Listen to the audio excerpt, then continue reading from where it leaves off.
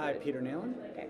So Peter, please tell me some of the main challenges and opportunities that you see ahead for the industry. Well, I think in the rare and orphan space, just from a patient perspective, is how can we efficiently and quickly get drugs to market? Given the regulatory environment, we need to keep looking for different ways to apply the rules that used to be applied to larger drugs to the smaller drugs, and find a way to expedite the development of these therapies so more can get there faster. And keep searching out ways to disseminate the information.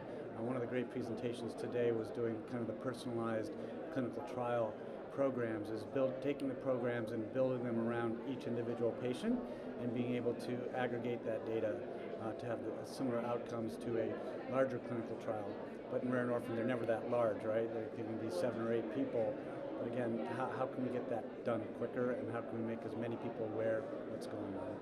And so Compass is a sponsor of the event. Why do you guys choose to get involved, and what are you hoping to gain out of being here? Yep, because this has become, over the last 2 or 3 years, pretty much the biggest or best or concentration of the movers and shakers in the rare and orphan space.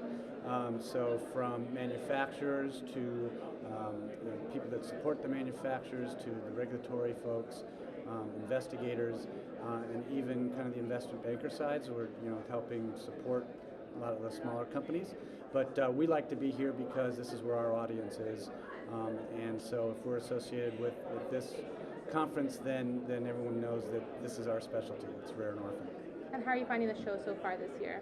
It's good. It's a different mix. I mean, I remember when you started 3 years ago, it was a little bit smaller, and there were pretty much all manufacturers and then a few of the others. And now it seems to be more of a mix of folks from Europe, more investment folks, more support services than before, and a bigger presence by the larger pharmaceutical companies as they are becoming more involved in the area.